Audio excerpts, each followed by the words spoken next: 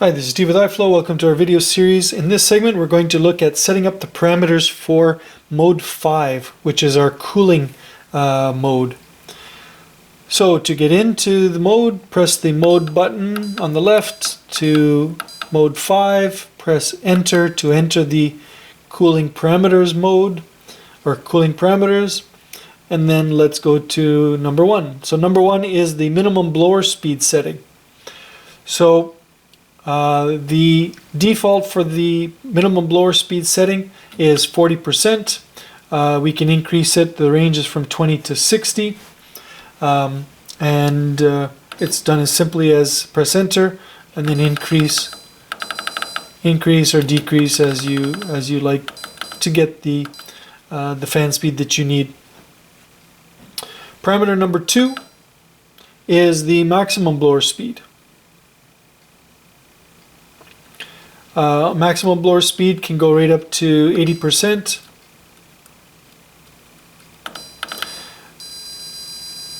And you might say, well, why 80%? Well, we can run it right up to 80%, and that will give you almost the maximum CFM rate.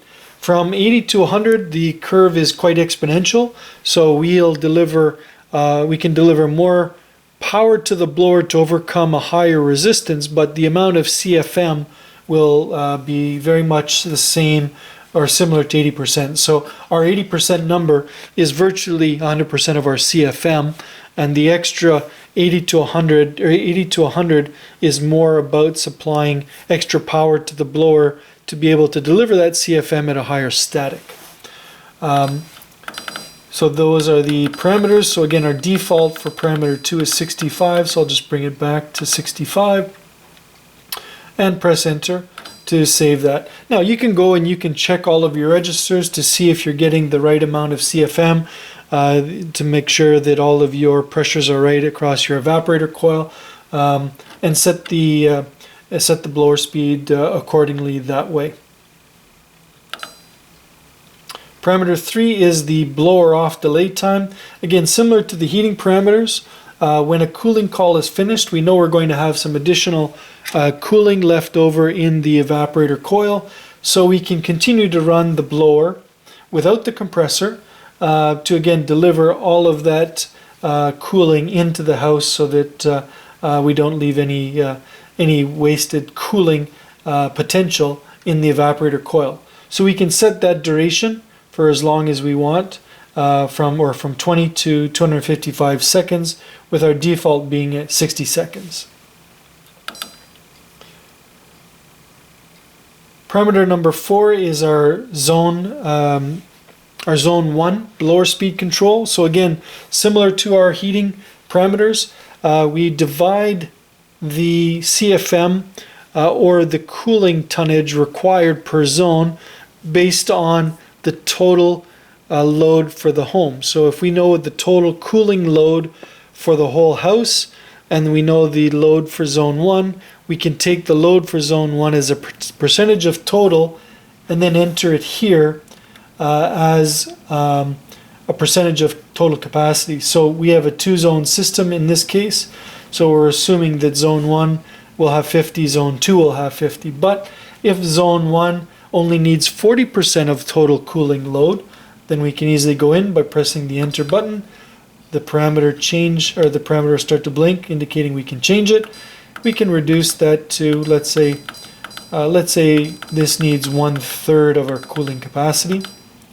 Then we can run this down to 33%, which means when zone 1 cooling calls, that we will deliver 1/3 of the fan speed capacity, or the CFM capacity, into zone 1.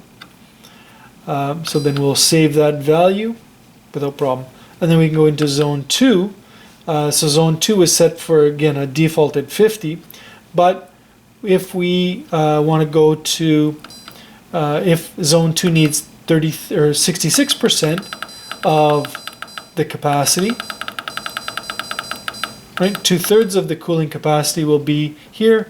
Then we can set this and automatically go into and set that so that when zone 2 calls for cooling, that it will ramp the blower up to 2/3 of the capacity. So again, it's all proportional. So zone 1, zone 2, and if you have zone 3, zone 4, they'll all be proportional to 100% capacity.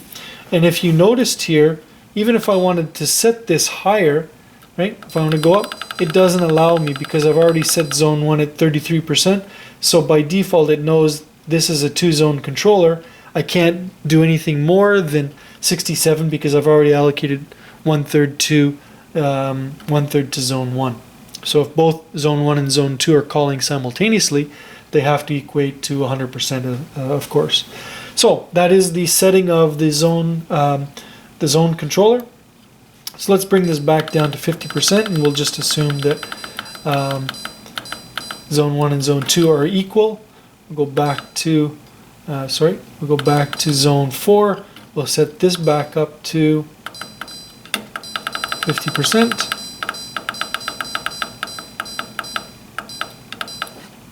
Enter. So now we're assuming that zone 4 or zone 1, a parameter 4, is 50% capacity, and then zone 2 is also 50% capacity. If I'm using my Q, my 18,000 Q, then I would have zone 3 and zone 4 as well to set. But because I don't, this is only a 2-zone controller, I'm just going to jump right over to parameter 8. And parameter 8 is basically looking at what type of heat source are you, or sorry, what type of cooling source are you using? Is your AC compressor or is your heat pump a single stage or 2-stage compressor, or is it completely variable speed? We're going to default to single stage. Here we've already played with it a little bit, so we've told it it is an inverter type, but we'll go down, set this to 0. So this would indicate now I've got a single stage unit. So why do we do that? Well, if we only have a single stage compressor and we have a zone system, then perhaps we're using the zoning on the heating side. You know, perhaps our boiler or our tankless water heater is able to modulate really well, and we want to use the zoning in the winter. In the summer, maybe we didn't invest in a variable speed heat pump or AC unit. We're just using a single stage. When it comes on, it has to deliver at a certain CFM rate to make sure that we get full evaporation across the evaporator, and that we're delivering the right CFM. We're not potentially freezing the coil. So we'll need to deliver it at maximum CFM. But if zone 1, for example, as we've set here, is only requiring 50%, then our blower is only going to come on at 50%. So in that case, we could have a problem with the airflow across the coil if it's not a variable speed compressor. So when we go into parameter 8, we tell it, hey, even though I've got a zone system, I'm only running a single stage compressor, which means that we will, on any call for cooling, whether it's zone 1 thermostat or zone 2 thermostat, we will bring on the cooling at maximum, which means we'll open up the dampers for both the zones so that when we're in cooling mode, we're not going to have any problems with the compressor operation. If we are using a variable speed compressor, then we know that we're able to modulate down so that if zone 1 is only 50% of capacity or 40% of capacity or even 30% of capacity, then the variable speed compressor will be able to modulate automatically and adjust to that lower CFM rate or that lower return pressure from the evaporator, and we can then adjust the CFM rate accordingly.